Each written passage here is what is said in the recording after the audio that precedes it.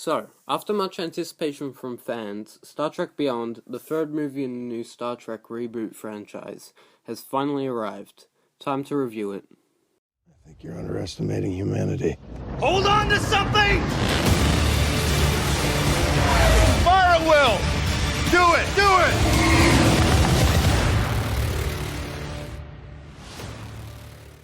To be honest, I wasn't really excited about this movie. I'm not actually a huge Star Trek fan. I know this might offend some die-hard fans of the franchise, but I've only seen the 2009 Star Trek movie and never really gotten into the franchise as a whole. Still though, this movie got some really good reviews, so I went in hoping for a fun science fiction movie, and now that I've finally seen the film, that's basically what I got. First off, the cast were great. Chris Pine, Zachary Quinto, they all did a fantastic job. Anton Yelchin, may he rest in peace, might have had the best performance in the whole movie. He didn't have that much dialogue in the movie, but for every line he was given, he nailed it. But all the cast really, they all gave this movie their all and had amazing chemistry with each other. Another great thing about this movie is that it gave a new side to Kirk that I wasn't expecting. Like, what if he got tired of being the captain of the Enterprise?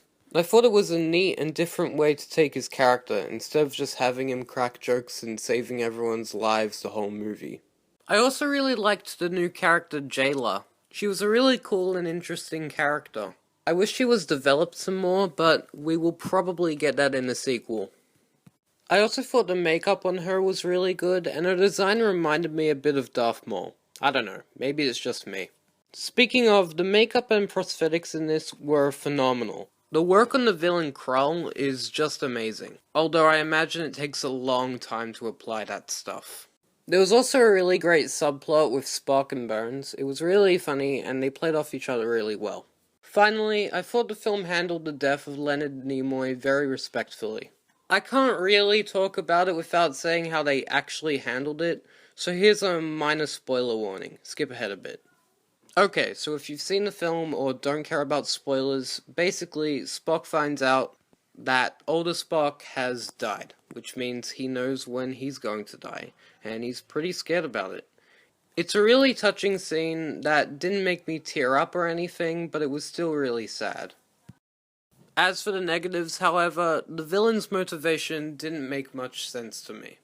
A lot of people are saying that the villain was one of the best parts of the movie, and although I don't think he was a weak villain, I didn't see any real reason why he wanted to kill a bunch of people. Maybe I just wasn't paying enough attention, but it didn't make much sense to me. Also, the pacing for the first half of the movie did feel a little odd, and it felt like some stuff was cut out. Finally, and this is a bit of a nitpick, but there were some aliens at the start of the movie, and the CGI on them looked pretty bad. If you're planning on seeing it, I do strongly recommend you watch the 2009 Star Trek movie to understand what's happening in this one. But I don't think you need to watch Star Trek Into Darkness. I mean, I didn't watch Into Darkness, and everything in this movie still made sense. Overall, Star Trek Beyond was still a ton of fun at the cinemas. It was fast, funny, and I'm extremely excited to see where this franchise goes. So I'm giving Star Trek Beyond an 8.7 out of 10. Anyway, that's what I thought about Star Trek Beyond.